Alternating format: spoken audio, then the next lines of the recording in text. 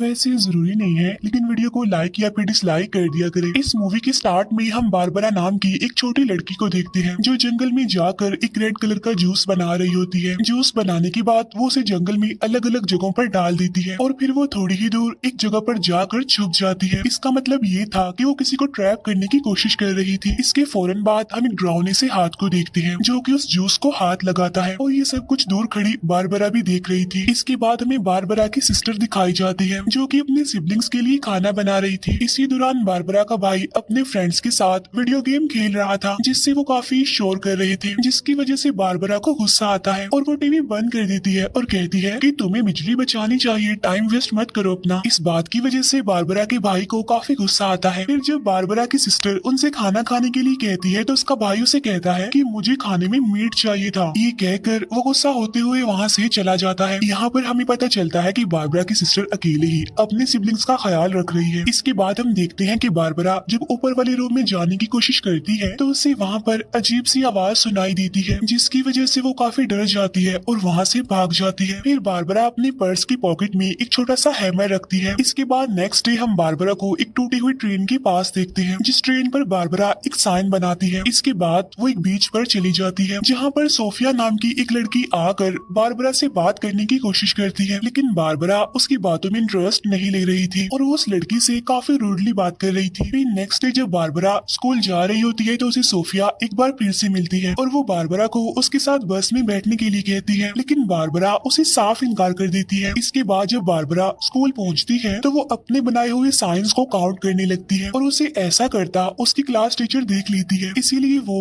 Barbara का पीछा करती है क्योंकि बारबरा तो काफी अजीब ही बिहेव कर रही थी। इसके बाद बारबरा जब लंच कर रही होती है तो उसके पास एक लड़की आकर उसे बुली करती है और उसे परेशान करने की कोशिश भी करती है। तब इस बात से परेशान होकर बारबरा उसके हाथ पर स्प्लिट करती है जिसकी वजह से उस लड़की को काफी गुस्सा आता है और वो बारबरा को मारने लगती है, लेकिन तभी बारबरा की टीचर उसे अपने पास बुला लेती है जिसकी वजह से वो बच जाती है। फिर बारबरा जब अपने टीचर के पास जाती है तो उसकी टीचर तो उससे काफी अच्छे से बिहेव करती है और वो बारबरा से बात करने की भी कोशिश करती है, लेकिन बारबरा तो उससे भी काफी रूडली बात करती है और वहाँ से चली जाती है। अब बारबरा की ये बात उसकी टीचर को भी काफी बुरी लगती है। इसके बाद बारबरा जब पानी पी रही होती है तो वही बुली करने वाली लड़की फिर से वहाँ पर आ जाती है और वो फिर से बारबरा को मारने की कोशिश करती है, लेकिन बारबरा तो उससे बिल्कुल भी नहीं डर रही थी। लेकिन इससे पहले कि वो लड़की बारबरा को मारती वहाँ पर प्रिंसिपल आ जाते हैं जो उस बुली करने वाली लड़की को देखकर उसे एक हफ्ते के लिए सस्पेंड कर देते हैं। इसके बाद हमें एक बीच का सीन दिखाया जाता है जहाँ पर बारबरा के साथ सोफिया भी थी और इस बार बारबरा उससे गुस्से से बात नहीं करती बल्कि अब उन दोनों की दोस्ती हो चुकी थी। और यहाँ पर सोफिया बारबरा की बहादुरी से काफी इम्प्रेस होती है क्योंकि उसने उस बुली करने वाली लड़की का काफी बहादुरी से सामना जो किया था। इसके बाद बारबरा सोफिया को जायंट्स की कहानी सुनाती है जिसमें सबसे पहले वो उस जायंट के बारे में बताती है जो सबसे पहले पैदा हुआ था कि वो तो साइज में बहुत ही बड़ा था, लेकिन अब क्योंकि वो अकेला था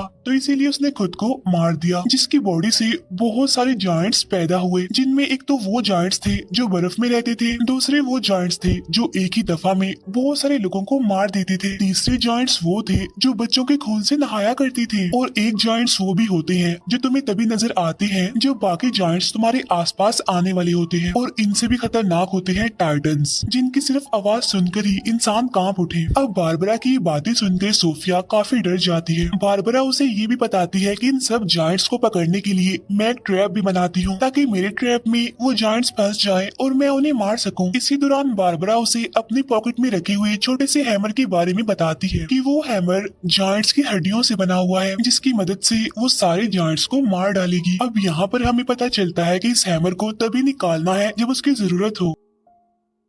इसी दौरान सोफिया बारबरा की पॉकेट पर क्वास्की लिखा हुआ भी देखती है तो इसीलिए वो बारबरा से इस बारे में पूछती है, जिस पर बारबरा उसे बताती है कि असल में क्वास्की एक बास्केटबॉल प्लेयर था। तभी अचानक से बारबरा अपने आसपास बहुत सी अजीब चीजें नोटिस करती है तो इसीलिए वो वहाँ से जाने लगती है, जिस पर सोफिया उसे काफी रोकने की कोशिश भी करती है, लेकिन बारबरा उसे खुद से दूर रहने के लिए कहती है क्योंकि बारबरा का मानना था कि जो कोई भी उसके पास आता है तो उसे कोई ना कोई नुकसान हो जाता है। इसके बाद बारबरा जब जंगल से गुजर रही होती होती है तो उसे वहाँ पर जॉइंट्स के होने का एहसास होता है, इसीलिए वो उस जॉइंट को ट्रैप करने की कोशिश करती है, लेकिन वो जॉइंट वहाँ से चला जाता है। इसके बाद बारबरा जब अपने घर वापस आती है तो उसे ऊपर वाले रूम से फिर से किसी चीज की आवाज सुनाई देती है, तो इसीलिए वो हिम्मत करके वहाँ पर जाने की कोशिश करती है, लेकिन साथ साथ उसे वहाँ पर कोई बुला भी रहा था। और तभी हम वहाँ पर एक अजीब सी चीज का शेडो भी देखते हैं, जिसे देखकर बारबरा काफी घबरा जाती है और वहाँ से भाग जाती है। इसके बाद नेक्स्ट डे बारबरा फिर से अपने टीचर से मिलती है और इस बार वो अपने टीचर से काफी अच्छे से बात करती है। अब यहाँ पर हम ये जान पाते हैं कि बारबरा को ऐसा लगता है कि लोग बेवकूफ हैं, इसीलिए तो वो लोगों से ज्यादा बात नहीं करती। इसके बाद जब बारबरा स्कूल में होती है तो बाय मिस्टेक उसकी वो पॉकेट खुल जाती है, वही पॉकेट जिसमें उसने वो हैमर रखा हुआ था। अभी देखकर बारबरा काफी घबरा जाती है, क्योंकि उसे तो तभी खोलना था जब उसकी जरूरत हो। अब बारबरा जंगल की तरफ भागने लगती है, तब सोफिया उसे देख लेती है और वो भी उसके पीछे पीछे भागने लगती है। जंगल में जाकर बारबरा जब जॉइंट्स को ढूंढ रही होती है तो सोफिया उसे काफी समझाने की कोशिश करती है कि देखो ऐसी कोई भी चीज नहीं होती, लेकिन बारबरा उसकी बात नहीं मानती। इसके बाद उन्हें हिरन का मरा हुआ बच्चा मिलता है, जिसकी बॉडी की हालत काफी खराब थी, जिसे देखकर बारबरा तो समझ जाती है कि इसे जॉइंट नहीं मारा है, लेकिन सोफिया ये देखकर काफी डर जाती है और वो बारबरा को अकेला ही वहाँ पर छोड़कर भाग जाती है। इसके बाद बारबरा को एक जॉइंट दिखाई देता है जो उसे बताता है कि तुम एक बच्ची हो और बहुत कमजोर भी, इसीलिए तुम अकेली जॉइंट्स का सामना कभी भी नहीं कर पाओगी, क्योंकि जॉइंट्स बहुत जल्दी आ रहे हैं। तब ये सुनकर बारबरा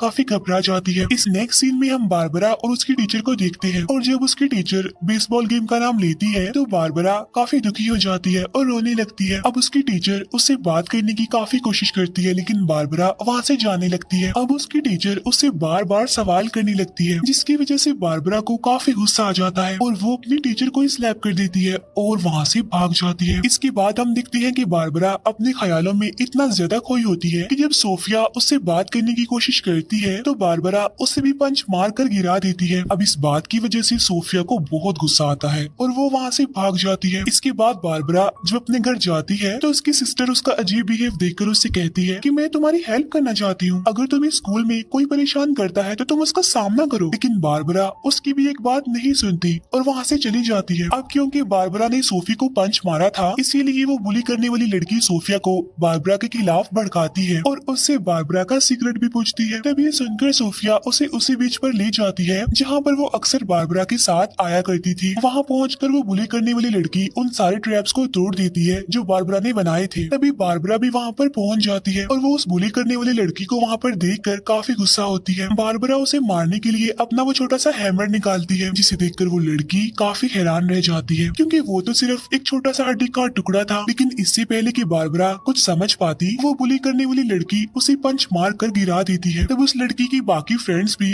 बारबरा पर अटैक कर देती है और उसे इतना मारती है कि बेहोश कर देती है। इसके बाद जब बारबरा की आंख खुलती है तो वो खुद को अपने ऊपर वाले रूम में पाती है, जिसकी वजह से वो काफी डर जाती है। वो देखती है कि रूम के बाहर सोफिया खड़ी हुई है और वो उसे पूछती है कि तुम मुझे यहाँ ऊपर क्यों लेकर आई हो, तुम्हें पता नहीं यहाँ पर जॉइंट्स हैं। ये सुनकर सोफिया डर जाती है और वहाँ से भाग जाती है। इसके बाद बारबरा डरते हुए अपने घर से बाहर आकर अपने टीचर के पास जाती है, जहाँ पर वो अपने टीचर से बात करने की कोशिश करती है, लेकिन उसकी टीचर उसकी बात पर ध्यान नहीं दे पाती, क्योंकि वो अपनी फैमिली के साथ बिजी होती है। तब बारबरा उसे कहती है कि सब मरने वाले हैं।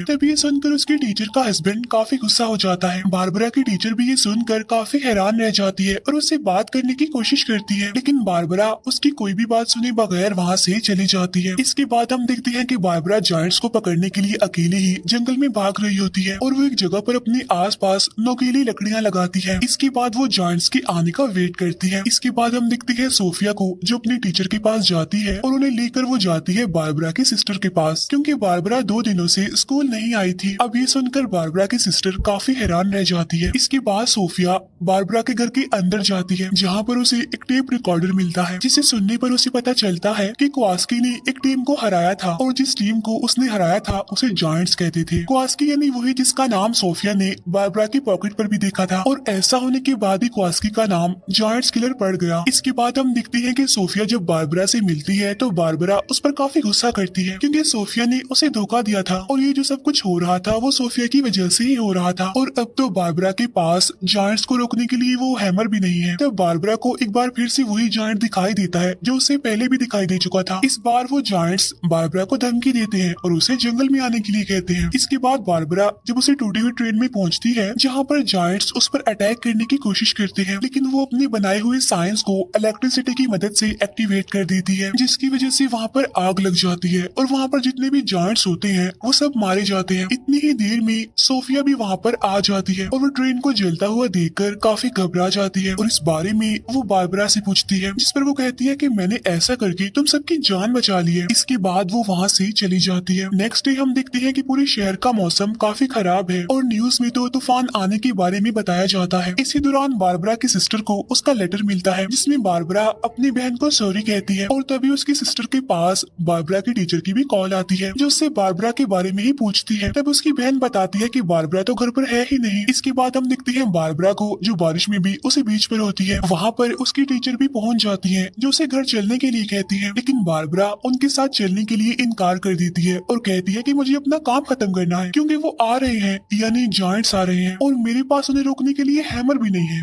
अब यहाँ पर हम देखते हैं कि बारबरा की टीचर बार बार उसे उसकी मदर की याद दिलाती है और उसे घर चलने के लिए कहती है। यहाँ पर हम जान पाते हैं कि असल में बारबरा की मदर बीमार है, इसीलिए तो उसकी टीचर उसे इस चीज का सामना करने के लिए कहती है, लेकिन हर बार की तरह बारबरा इस बार भी वहाँ से भाग जाती है। फिर वो एक बीच के किनारे पहुँचती है जहाँ पर उसे सोफिया मिल जाती है। उस टाइम बारिश भी काफी तेज हो रही होती है। बारबरा सोफिया को वहाँ पर बने एक छोटे से घर में छुपा देती है और खुद वो अकेली ही जायंट्स का सामना करने के लिए बिल्कुल तैयार हो जाती है। और जब एक जायंट बारबरा पर अटैक करता है तो उस टाइम उसे अपनी पॉकेट से एक लाइट निकलती हुई दिखाई देती है और जब वो उस पॉकेट को खोलती है तो उसमें से एक हैमर निकलता है जो कि असली का था। फिर वो उस जायंट को कहती है कि तुम मेरी मदर को कभी भी नुकसान नहीं पहुंचा पाओगे। फिर बारबरा उसी हैमर से उस जायंट पर अटैक कर देती है जिसकी लाइट से वो जायंट इंजर्ड हो जाता है। इसके बाद हम देखते हैं कि वो जायंट बारबरा से बड़े ही प्यार से कहता है कि मैं तुम्हारी मदर को नहीं बल्कि तुम्हें लेने आया हूँ यहाँ पर। अब ये बात सुनकर बारबरा काफी हैरान होती है और उसे कहती है लेकिन मैंने तो तुम्हें हरा दिया। अब यहाँ पर बारबरा को ये बात पता चलती है कि वो चाह कर भी अपनी मदर को नहीं बचा सकती, जिसकी वजह से बारबरा काफी गुस्सा हो जाती है। इसी दौरान वो जायंट बारबरा को अपने हाथ में उठा लेता है और उसे खाने की कोशिश करता है, लेकिन बारबरा अपने हैमर से उस पर फिर से अटैक करती है जिसकी वजह से वो जायंट उसे नहीं खा पाता और वो जायंट वापस भी चला जाता है, जिसकी वजह से शहर का मौसम भी अब काफी बेहतर हो गया था। इसके बाद सोफिया बाहर आकर बारबरा को काफी आवाजें लगाती है और ठीक उसी टाइम बारबरा तो पानी में डूब रही होती है और उसे उस टाइम जायंट की आवाज भी सुनाई दे रही होती है जो उसे कह रहा होता है कि एक दिन तो सबने मरना है, इसीलिए जब तक तुम्हारे पास टाइम है तुम अपने हर एक मोमेंट को ऐसे जियो जैसे वो तुम्हारी जिंदगी का